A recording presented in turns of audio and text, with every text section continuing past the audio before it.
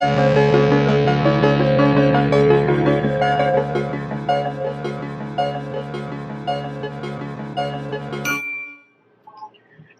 a hoy mismo, a la mañana de hoy. Le damos la bienvenida a nuestro programa, licenciado Rolando Emanuel Jiménez. Licenciado, buenos días, bienvenido a PAB. Muy buenos días, José Elías, y muy buenos días al público que siempre te escucha. Bueno, comenzamos con un tema obligado hoy, pues, y qué mejor comenzar la semana escuchando esta explicación suya sobre la información que venía como un rumor desde el jueves, viernes de la semana pasada, de que había un acuerdo por ahí caminando con bonistas de obligaciones generales. Y bueno, ayer la Junta de Control Fiscal hizo unas expresiones sobre el particular. Bueno, explíquenos básicamente qué es lo que está pasando con este acuerdo de obligaciones general para estar claro de qué es lo que está sucediendo con esto. Mira, en el proceso de título 3 del gobierno central hay que someter un plan de ajuste de deuda que cuando se trata de deuda de bonos, pues trata el deudor, ¿verdad? Trata de que se logre un acuerdo con los bonistas, que generalmente son las obligaciones más grandes. Y con ese acuerdo es que se somete un plan de ajuste de deudas, que es el que finalmente va a determinar qué se le paga a cada cual. Pues la Junta había llegado a un acuerdo con los bonistas, que es un plan de apoyo, un acuerdo de apoyo al plan, como se llama, ¿verdad? Al plan de ajuste de deuda.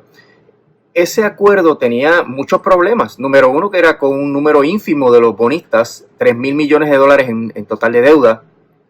Era un acuerdo que establecía un retorno o un servicio a la deuda de $1,500 millones anuales, lo cual en ese momento se ha planteado y siempre se ha planteado que eso es imposible para el gobierno de Puerto Rico cumplir, porque no hay suficiente sobrante para poder tener $1,500 millones adicionales a lo que ya está presupuestado. Así que ya ese plan tenía muchos problemas y el plan tenía el recorte de las pensiones, que en la época en que estábamos hablando, pues todavía estaba el gobernador Rosselló oponiéndose al recorte de las pensiones. Toda esta oposición y la falta de apoyo de los bonistas hizo que se volviera a la mesa de negociaciones y que la Junta radicara unos pleitos de nulidad de la deuda, por ejemplo, las ediciones del 2011 en adelante, donde ya Puerto Rico estaba insolvente y donde evidentemente se había sobrepasado el límite constitucional, pues esas se cuestionaron. Y dentro de este proceso la mediación no rindió frutos, porque se le encomendó a la jueza Hauser iniciar un proceso de mediación a la luz de que los pleitos sobre la legalidad de la deuda estaban en unos niveles bien álgidos. Y ahí es que viene el informe de que no se puede continuar la mediación porque no se llegó a un acuerdo, y entonces es que se anuncia este acuerdo. Así que ha sido un proceso largo de negociación, pero que lamentablemente, José Elías, no ha alcanzado las metas que son necesarias para que ese acuerdo sea sostenible. En primer término, seguimos con un servicio a la deuda de $1,500 millones anuales, lo cual ya expliqué, ¿verdad?, que se analizó y que Puerto Rico no tiene capacidad para pagar esa suma anual, y que sí tendría capacidad para pagar $300 o $400 millones aproximadamente cada año para servicio a la deuda. Por tanto, el recorte tiene que ser mucho mayor. Este nuevo plan mantiene ese servicio a la deuda que sería insostenible. Entonces, proceden con este acuerdo, José Elías, a asegurar los nuevos bonos que se sometan a los acreedores. Los van a asegurar con unas cuentas especiales fuera del alcance del gobierno, como se hizo con Cofina, como quieren hacerlo con la Autoridad de Energía Eléctrica, y lo van a asegurar también, José Elías, con los bonos de Cofina.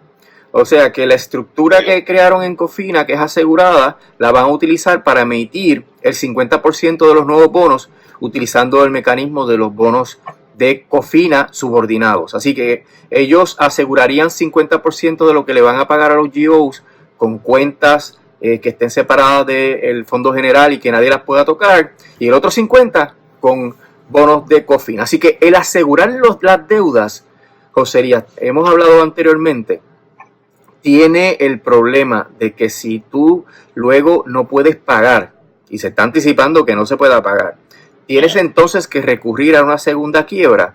Esa deuda que está asegurada con propiedad es intocable. Por ende, no podría reducirse en una segunda quiebra, y entonces el deudor y la Junta a donde mirarían sería al asunto de las pensiones, recortar más profundamente las pensiones que se le pagan a nuestros pensionados, y al otro lado recortar más profundamente los servicios esenciales. Así que el riesgo de una segunda quiebra, José Elías, es algo que siempre hay que tener presente cuando se negocian este tipo de acuerdos. Si aquí estuviéramos diciendo que esos 1.500 millones de dólares se consiguen fácilmente, a lo mejor en la totalidad de las circunstancias, tú dices que está bien, que sería razonable. Sin embargo, un escenario donde nuestra economía no crece, la economía no hay expectativas de que crezca. La misma Junta predice que la economía va a estar en poco crecimiento o en cero crecimiento. Dentro de esas circunstancias no habría sobrantes ni dinero que aumente anualmente a los fines de que se pueda ir sirviendo la deuda sin perjudicar los servicios esenciales. Así que va a llegar un momento en que el gobernador o gobernadora va a tener que escoger entre pagar las pensiones, pagar los servicios esenciales o darle el servicio apropiado a esta deuda. Y ahí es que viene entonces la crisis política y que ocasiona obviamente y que precipita la crisis de deuda, porque entonces el gobierno no podría dejar desprovistos a los pensionados, por ejemplo, para darle servicio a la deuda, porque sería políticamente insostenible. Dentro de esas circunstancias, el plan que ha presentado la Junta no cumple con esos criterios. Y eso hay que sumarle, José Elías, que continúa con los recortes a los pensionados. Y por ende no tiene el apoyo político del gobierno, porque la gobernadora acaba de decir que como tiene un recorte a las pensiones igual al del plan anterior, pues entonces ella no va a endosar este nuevo acuerdo. Y esto, José Elías, dentro del contexto del caso de título 3, de quiebra título 3, ya en la etapa de presentación de un plan de ajuste de deuda, el papel del gobierno central y de la legislatura adquiere una prominencia indispensable, ¿verdad?, dentro de las circunstancias, porque este plan también requiere legislación, José Elías, y ya estamos viendo lo que está pasando en la Autoridad de Energía Eléctrica, donde está trancada la situación porque la legislatura ha anunciado que no va a apoyar ese acuerdo de los bonistas, y también la gobernadora se ha unido, obviamente siendo, ¿verdad?, bien ajustados a nuestra realidad política, pues ella lo está haciendo por una conveniencia política, porque en el principio ella lo apoyó. Y lo mismo está pasando ahora con el plan de ajuste de deuda del gobierno central, que va a requerir legislación. Así que ese proceso que la Junta dice que va a iniciar este 28 de febrero con la radicación del segundo plan de ajuste de deuda, pues entonces podría estar dentro de la tormenta política de las primarias y luego de las elecciones, José Elías, lo cual presenta una ventaja, ¿verdad?, para los que nos oponemos a estos procesos torcidos de negociación y de ajuste de deuda, pero también hay unas desventajas. Es cierto que imagínate un escenario donde luego de las primarias de junio la gobernadora salga derrotada y algunos de los legisladores clave de la legislatura, que están en la mayoría ahora, salgan derrotados. Y entonces podría venir una vulnerabilidad de la rama legislativa y de la gobernadora a las presiones de la Junta. Y podría entonces esos cuerpos políticos ya en salida, ¿verdad?, en proceso de salida, darle el aval y entonces librar de responsabilidad a los candidatos que se estén postulando por el Partido Nuevo Progresista. Así que en este contexto hay muchas coyunturas que pueden ser favorables a que estos acuerdos se repiensen, se modifiquen para que no perjudiquen al pueblo de Puerto Rico, o que meramente la Junta, aprovechando una coyuntura política, les pase el rolo a todo el mundo. Así que hay que estar pendiente y hay que seguir con la presión, que el hecho de que hayan dicho que no hay vuelta atrás, que no van a apoyar el acuerdo si perjudica a los más vulnerables, pues tiene todavía muchos riesgos de que se puedan escapar. Sobre la cantidad de dinero que trasciende del recorte de deuda de unos 10.700 millones de dólares.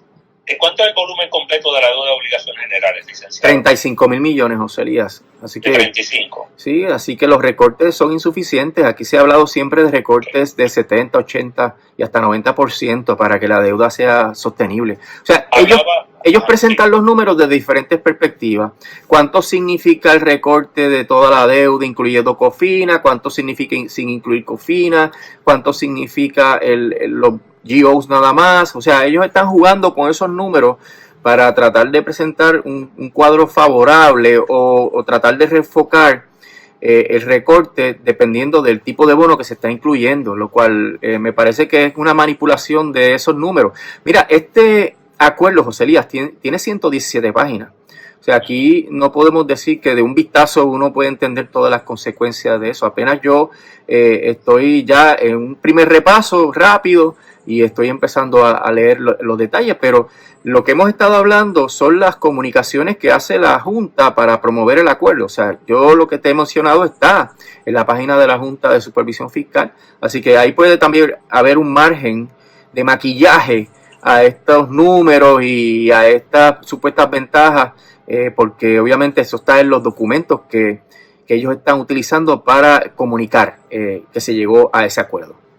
Uno de los comentarios que me hizo el sábado pasado el economista Daniel Santamaría sobre este tema de los acuerdos que incluye los bonistas de obligaciones generales es que inmediatamente la semana pasada empezó a circular la información, empezaron a subir el mercado de valores, los bonos, estos de obligaciones generales, razón por la cual, como usted muy bien nos está explicando, son súper atractivos, y lo que plantea, sobre todo para el temor que tenemos nosotros con el pago a los buitres, a los hedge funds, es que este acuerdo se hizo a la medida de los intereses de esos bonistas buitres, y que pues nos los están vendiendo como que tenemos que acabar esto rápido para que el país salga al mercado de bonos, y ya vemos cómo empiezan a verse lo atractivo que es Puerto Rico en el mercado de bonos con esto resuelto. Su comentario sobre particular. Sí, yo vi la noticia, subieron a 70 centavos de dólar,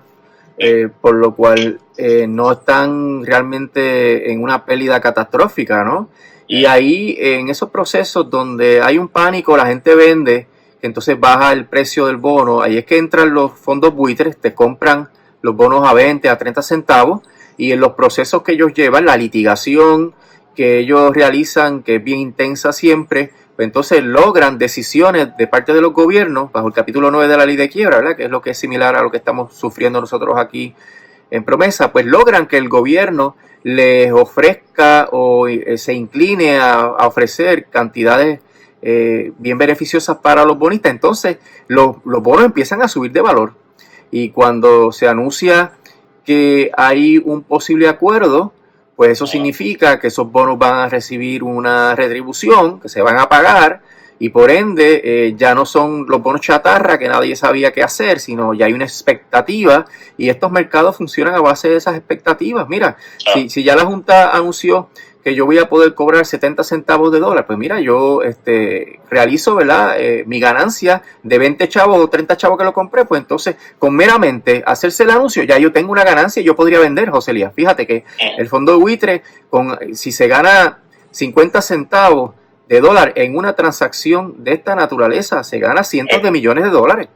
Y ese juego que ellos tienen, entran en la litigación, entran a negociar, sueltan información, porque también ellos sueltan información. Ya se venía hablando de este acuerdo hacía como 2 semanas, y esto obviamente es para inflar las expectativas del mercado y para ellos hacer las transacciones que corresponden. Entonces, encima de eso, José Elías, los bonos que no hayan vendido, ellos entonces los cobran acá con una prima, porque cuando van a ver lo que compraron al principio, que era un bono que no tenía expectativas de que se pudiera cobrar, ahora es un bono que se va a pagar regularmente, y que aunque me van a dar exclusivamente lo que se pactó en el plan de ajuste de deuda, como quiera, eso es mucho más de lo que yo iba a recobrar como bonista buitre dentro del proceso normal de comprar un bono chatarra. Así que el proceso judicial, José Elías, crea las condiciones para que estos buitres del mercado realicen, antes de recibir un centavo de pago en el plan, realicen pingües ganancias. Y eso es lo que la gente no ve, ¿verdad?, no discute, de por qué estos acuerdos son injustos, son leoninos, son demasiado favorables a estos acreedores, porque ya estos acreedores han tenido unas ganancias per se. Con el mero hecho de entrar y comprar un bono a 20, 30 centavos, que luego se está cotizando a 70 centavos, ya tú ves la diferencia. Y en ese sentido, le ofrecen mucho dinero cuando ellos ya en estar participando en el proceso han realizado o duplicado o triplicado su ganancia. Bueno, otro tema que quiero escuchar su opinión es de esta peleita que se ha desarrollado entre Wanda Vázquez y la Junta. La tenemos varios frentes. Uno de ellos es el acuerdo de la Autoridad de Energía Eléctrica. Otro es este de obligaciones generales, a consecuencia de el tema de las pensiones. Y el otro es sobre echándole la culpa a la Junta, porque la Junta no le ha aprobado el dinero para atender la situación de la emergencia que es la zona. Bueno, ¿qué le parece a usted esta peleita que se ha generado en los últimos días entre la gobernadora y la Junta?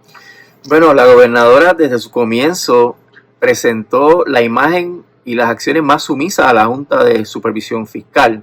Así fue. La gobernadora siempre se plegó a todo lo que ellos decían, que iban a colaborar, se reunió con Carrión, salieron con besos y abrazos, y era bien preocupante porque indicaba obviamente que le iba a dar mano libre a la Junta para terminar y arrollar, ¿verdad?, con la aplanadora a todos los opositores y al pueblo de Puerto Rico. Y aparentemente, José Elías, con esta carta que escribió la Junta en relación al proceso de requerir dinero del presupuesto, ¿verdad?, para la emergencia, pues ha quedado claro que se acabó la luna de miel entre Wanda Vázquez y la Junta de Supervisión Fiscal, porque Natalia Yaresco le dice en palabras finas a la gobernadora que es una mentirosa. Porque cuando tú le dices a alguien en una carta, José Elías, a este nivel de formalidad, que lo que tú estás diciendo no es cierto, pues mira, tú estás diciéndole a la otra persona que te mintió, ¿no?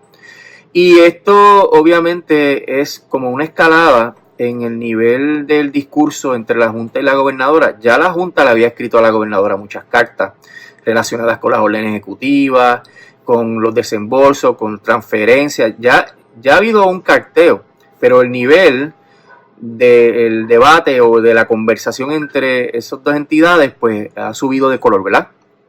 Y esto es vital en términos de que la gobernadora todavía tiene el poder de veto de cualquier legislación para implantar el acuerdo de la Autoridad de Energía Eléctrica y cualquier legislación para que se habilite el plan de ajuste de deuda del gobierno central. La gobernadora habló en un principio, cuando comenzó su gestión, de que ella quería sacar a Puerto Rico lo más rápido posible de la quiebra, ¿verdad?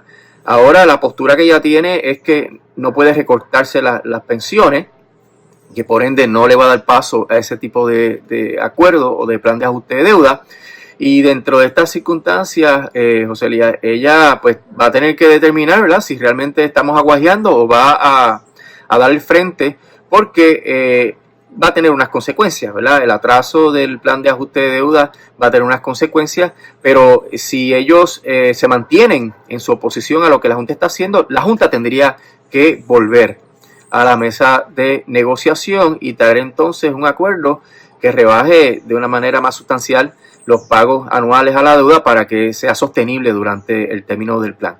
Dentro de toda esta situación, José Elías, la carta yo creo que obviamente tiene que haber caído como una bomba en la fortaleza y podría hacer que la gobernadora se atrinchere aún más, porque tiene unas primarias en junio y dentro de esta situación la Junta ha venido perdiendo terreno en cuanto a su proyección pública. Ya nadie cree en lo que hace la Junta, ni tiene fe que la Junta va a traer cambios positivos para el país, así que la gobernadora podría capitalizar en ese sentimiento en contra de la Junta para definir su carrera hasta las primarias, ¿verdad?, del mes de junio, y eso podría ser un condicionante importante en las posturas que la gobernadora va a tener. Bueno, por otro lado, licenciado, vamos a hablar sobre el tema de la Autoridad de Energía Eléctrica. Hoy trasciende de que el director ejecutivo de la autoridad, José Ortiz, defiende el acuerdo de reestructuración de deuda con los bonistas, y él lo plantea que es indispensable para superar las implicaciones de tener un mal crédito. Esto incluso pues viendo que le van a pasar la factura a los consumidores para pagar para pagar esta deuda. Bueno, licenciado, vamos a hablar del estatus de este acuerdo de energía eléctrica y evidentemente una postura que tiene José Ortiz distinta a la que tiene la gobernadora y la legislatura sobre el tema. Sí, aquí se va a tener que definir el gobierno de Puerto Rico porque AFAF, que es la entidad que asesora al gobierno de Puerto Rico en los asuntos financieros y que es la que participa en los procesos de negociación y los procesos judiciales de la deuda, tiene que entonces comunicarle a la Junta la postura de la gobernadora, tiene que comunicarle al Tribunal de Quiebra, ¿verdad?, a la jueza Laura Taylor Swain, la nueva postura de la gobernadora. Tiene que proceder conforme al RSA, que el gobierno le puede retirar por conducto de AFAF el apoyo al acuerdo. Entonces el acuerdo pues pierde su efectividad.